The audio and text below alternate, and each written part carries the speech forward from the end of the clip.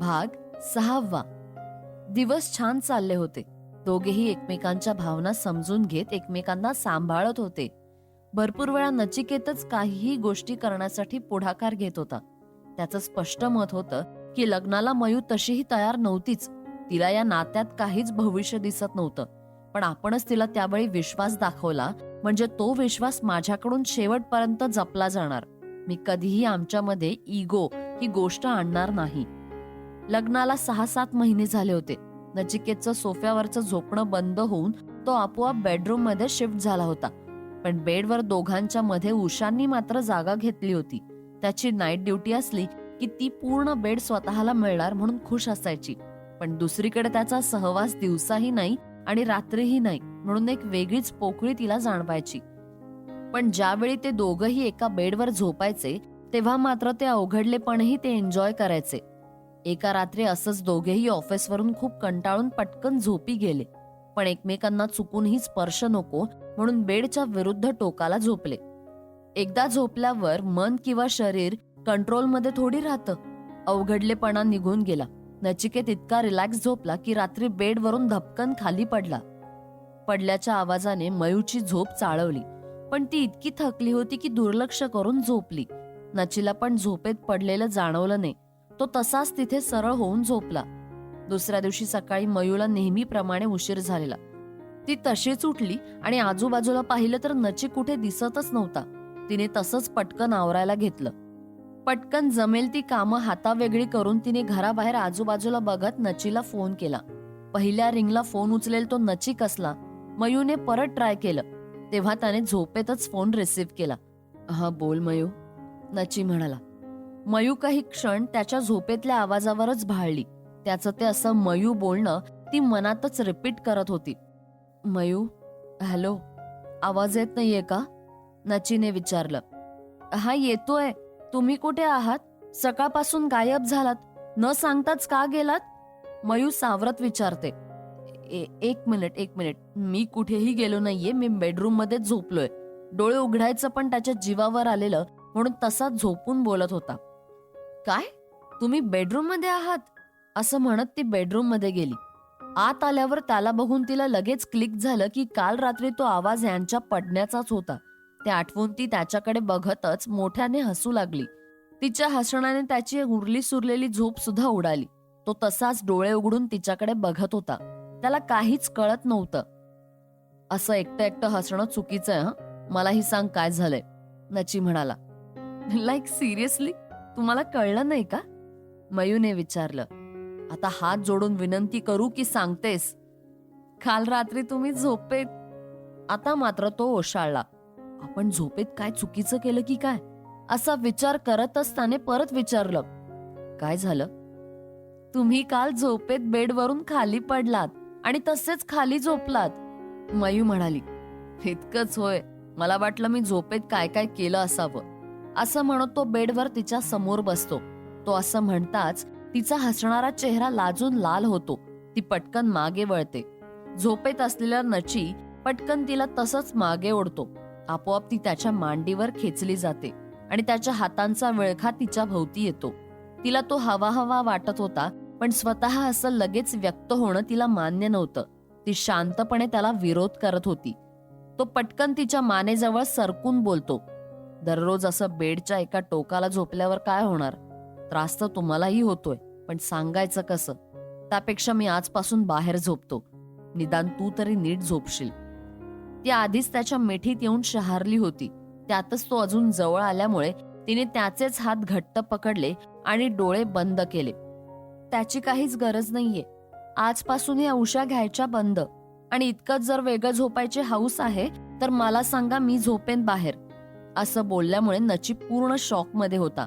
याचा फायदा घेत ती पटकन त्याच्या मिठीतून बाहेर आली. दरवाजात उभी राहून बोलली. हो, तुम्ही तेच ऐकलंय जे मी बोलले.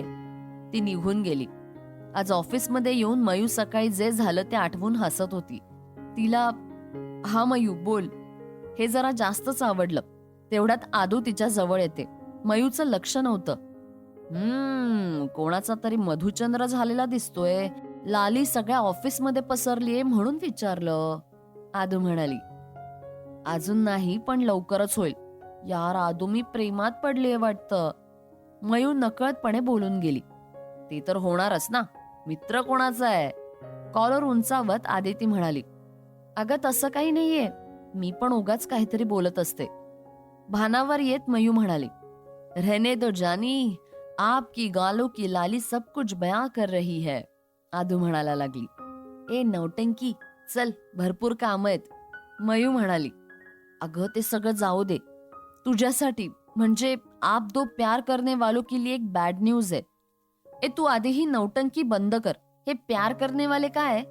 मयू आदितीला म्हणाली, आपल्याला ट्रेनिंगला जायची नोटीस आलीये. अगं सरकारी नोकरी म्हणजे मीटिंग्स आणि ट्रेनिंग्स हे आलेच, so take it easy. Mayu म्हणाली, अगं मयू, 1 महिना ट्रेनिंग जायला तर मला पण खूप आवडेल, ते पण दिल्लीला. पण तुझं काय मयू डार्लिंग? 1 महिना? वाव, वातावरण जरा चेंज होईल ना. इथे मुंबईमध्ये खूप कंटाळा आलाय ग. मनाची अस्वस्थता लपवत मयू म्हणाली, रिअली? तुला काहीच प्रॉब्लेम नाहीये? आणि नचीचं काय? आदितीने विचारलं. त्यांचं काय, त्यांना काही प्रॉब्लेम नसणार. ओके, परवा निघायचंय आपल्याला मयू. आदिती निघून गेल्यावर ती विचार करत होती, काहीतरी राहतंय की सुटतंय या कल्पनेने ती अक्षरशः शहारत होती. नकळत तिला घाम सुटून डोळ्यात पाणी आलं. हे सगळं का होतंय हे तिला माहित होतं, पण मान्य करायचं नव्हतं. मुळात हे सगळं 6 ते 7 महिन्यात अशी नचीच्या प्रेमात पडेल असं तिला वाटलं सुद्धा नव्हतं. त्याच्या स्टाईलवर तर भरपूर मुली फिदा होत्या, पण ही मात्र त्याच्या मनाच्या मोठेपणावर, त्याच्या असणाऱ्या प्रेमाच्या विश्वासावर, प्रेमाच्या संकल्पनेवर प्रेम करत होती, पण मान्य करत नव्हती. घाबरत होती की इतक्या कमी वेळात झालेलं प्रेम कसं मान्य करू, सगळे काय बोलतील. म्हणजे ती अजूनही फक्त लोकांचा विचार करत होती. संध्याकाळी घरात आली तर नची घरात नव्हता. ड्युटीवरून परत 8 पर्यंत येणार होता. विचार करून तिचं डोकं इतकं दुखत होतं की डायनिंग टेबलवर तशीच झोपून गेली. रात्री तिला जाग आली ती चहाच्या वासाने. डोळे बंद करून ती विचार करत होती, चहाच्या वासाने पण तुमच्या येण्याची चाहूल लागते, काय म्हणायचं याला. डोळ्यात आलेलं पाणी त्याला दिसू नये म्हणून पटकन बेडरूम मध्ये गेली. अशी कशी एकदम उठून गेली असं म्हणून नची तिच्या मागेच बेडरूम मध्ये गेला. बाथरूम मध्ये जाताना अचानक त्यांची नजरानजर झाली. डोळ्यातलं पाणी दिसू नये म्हणून तिने पटकन दरवाजा बंद केला, पण नचीला सगळं दिसलं होतं. आता तो फक्त तिची बाहेर येण्याची वाट पाहत होता. 5 मिनिटातच ती फ्रेश होऊन स्वतःला नीट दाखवत बाहेर आली. सॉरी ह, मगाशी चुकून डोळा लागला, खूप काम होतं दिवसभर. मयू म्हणाली, मी काही विचारलं का किंवा काही बोललो का मी? नचिकेत म्हणाला, तसं नाही, पण असं यावेळी झोपणं चुकीचं आहे ना. आज ऑफिसमध्ये काही बिनसलंय का? इतकी डिस्टर्ब कधी नसतेस म्हणून विचारलं. नचिकेत म्हणाला, काही नाही, चहा घेऊन आलेच, तुम्ही बसा. नची मनातच बडबड करत होता, काहीतरी नक्की घडलंय, त्याशिवाय मॅडम अशा वागणार नाहीत. चला, आदूला कॉल करून विचारावं लागेल. तेवढ्यात तिचाच कॉल येतो. मयू पण चहा देते. दोघेही सोबत चहा घेत असताना तो कॉल स्पीकरवर घेतो. आदितीचा आवाज ऐकून मयूला मात्र टेन्शन आलं. 100 वर्ष जगणार ग तू, 100 वर्ष. मी जस्ट तुलाच कॉल करणार होतो. नची म्हणाला, का रे, बायकोची काळजी घे म्हणून सांगायला का? आदू बोलली, का, तिला काय झालं? आल्यापासून जरा अस्वस्थ वाटते मला. पण काय झालं आदितीला? काही नाही रे, सहज बोलले. तिला कळलं होतं मयूने, पण अजून काही सांगितलं नाहीये. आदू, नची, आदू. अरे बस रे बस, मला ऋषीचा कॉल येतोय, मी तुला नंतर फोन करते, बाय बाय. अरे आदू, ऋषीचा कॉल तुला कसा काय? हॅलो आदू. फोनकडे बघतो तर फोन कट झाला होता. त्याने मयूकडे बघितलं तर ती जेवण तयार करत होती. शेवटी काही न बोलता शांत राहणे त्याने पसंत केले. सगळं आवरून बेडमध्ये आल्यावर तो जरा केसच्या फाईल चेक करत होता. तिने मोबाईलमध्ये शांत म्युझिक लावलं. ती ऐकतच त्याच्या समोर कॉफी ठेवली. नची तिच्याकडे बघून गोड स्माइल करत, कसं कळतं तुला की मला आता कॉफीची गरज येते? सवय झाली आता, मयू मिश्किलपणे म्हणाली. नचीला तिचं हे उत्तर अपेक्षित नव्हतं. तो फक्त करतो. सवय खूप वाईट असतात ना, मयू म्हणाली. तसं काही नाही अगदीच. सवयी कोणत्या आहेत त्यावर डिपेंड आहे ते. हा, ते पण आहे. अजून एक, मला ट्रेनिंगसाठी दिल्लीला जावं लागतंय. अर्थात जाणं गरजेचं आहे. अरे वा, भारी ना. तसं पण लग्न झाल्यावर तू फक्त घर आणि ऑफिसच करत होती. सो एन्जॉय ग, नचिकेत म्हणाला. हो, भरपूर एन्जॉय करणार आहे मी, अगदी महिनाभर. मयूर रागातच म्हणाली. महिनाभर? काय, इतके दिवस? नचिकेत म्हणाला. हो, पूर्ण 1 महिना ट्रेनिंग आहे. नचीला कळलं की मॅडमचं कुठे बी नसलंय ते. त्याला ते बघून छान वाटत होतं, पण ही आता इतके दिवस माझ्याजवळ नसणार म्हणजे अवघडच आहे. उद्या आपण शॉपिंगला जाऊया, तेवढाच सोबत वेळ देता येईल, नची म्हणाला. शॉपिंग? कशासाठी? दिल्लीला चालले आहे, ते पण ट्रेनिंगला. त्यात काय फिरायला निघालं तर ठीक होतं, आणि शॉपिंगला जाऊन आपण कुठे एकत्र वेळ देणार आहोत तिथे? नची पूर्ण ब्लँक झाला होता. काय बोलावं हेच त्याला कळत नव्हतं. तसेच दोघंही झोपून गेले. उशा काढल्या असल्या तरी दोघांमधलं अंतर मात्र तेवढंच होतं. दुसऱ्या दिवशी दोघांनीही हाफ डे घेतला होता. एकमेकांना न सांगताच. घरात वातावरण एकदम शांत होतं. मयू तिच्या बॅग पॅक करत होती तर नची फक्त आजूबाजूला घुटमळत होता. काहीही न बोलता आवरून दोघे झोपलेही. झोप मात्र दोघांनाही येत नव्हती. त्या अवस्थेतही नचीने हळूच तिच्या अंगावर ब्लँकेट टाकलं आणि तसाच तो हात अंगावर टाकून झोपला. मयू जागेच होती. हळूच ती मागे सरकून त्याच्या जवळ गेली. आता मात्र दोघांमधील अस्वस्थता संपून दोघेही रिलॅक्स झोपले. त्यांना दोघांनाही आता बोलायची गरज उरली नव्हती. त्यांचे श्वास, मन, त्यांच्या भावना सगळं बोलून जात होत्या. निस्वार्थ प्रेम यालाच म्हणतात बहुतेक. सकाळी लवकरच फ्लाईट असल्याने नची त्या दोघींना सोडायला जाणार होता. तसा तोही आता गप्पच होता. गाडीत फक्त आदूची बडबड चालू होती. मयू डोळे बंद करून शांत होती. नचीने हळूच तिच्या हातावर हात ठेवला. तेवढ्यात आदूने दोघांच्या हातावर हात ठेवला आणि म्हणाली, नच्या, अरे नको टेन्शन घेऊ, मी आहे सोबत तिच्या. मला तिचं टेन्शन नाहीये, टेन्शन तर मला तुझं आहे. हिच्या सोबत तू 1 महिना राहणार आहेस. देवा, आता तूच आहेस रे बाबा, तूच आहेस. मयू सुद्धा हसायला लागली. तिघेही हसत खेळत एअरपोर्टवर पोहोचतात. तिघांनाही वाईट वाटत होतं. नजरेआड होईपर्यंत दोघे एकमेकांना बघत होते. 15 दिवस एकमेकांना फोन करून समजून घेतलं जात होतं. फक्त फोनवर बोलण्याशिवाय त्यांना पर्याय नव्हता. करमत तर दोघांनाही नव्हतं. नची तर घरी जाणं सुद्धा टाळत होता. घरात गेलं की प्रत्येक ठिकाणी तिचं वावरणं त्याला आठवायचं. प्रेमात झुरणं काय असतं हे त्याला कळत होतं, पण ते सहन होत नव्हतं. त्याने एक प्लॅन केला, पण त्यासाठी त्याला दिल्लीच्या ट्रेनिंग सेंटरच्या एखाद्या मोठ्या अधिकाऱ्याशी ओळख असणं गरजेचं होतं. त्याने खूप माहिती घेतली. तेव्हा त्याला कळलं की त्याच्या मित्राचा मित्र, ज्याची एका मीटिंगमध्ये ओळख झालेली, तो तिथे पोस्टेड होता. सगळं फिक्स करून शनिवारी दुपारी लवकर तो फ्लाईटने दिल्लीला पोहोचला सुद्धा. दुपारी जेवण लवकर आवरून आदू आणि मयू ट्रेनिंग रूम मध्ये आल्या. त्या दोघी तशाही शेवटच बसायच्या. कॉलेजचे दिवस एन्जॉय करत होत्या. आज दुपारी एक गेस्ट लेक्चर होणार होतं. आजही अजून एकाला वेड्यात काढायचं म्हणून दोघीही हसत होत्या. आज कोण असेल ग, टकल्या की हँडसम? मयूने विचारलं. आपल्याला काय फरक पडतो, कोणी का असे ना, आपण आपलं काम करायचं, नाव ठेवण्याचं, आदू म्हणाली. यार, जाम बोर होतंय, या गेस्ट लेक्चर ना खूप बोर असतात, मयू म्हणाली. हो ना, तोपर्यंत सर येतात. त्या दोघींचं लक्ष नसतं. सर त्यांचं नाव अनाउन्स पण करतात.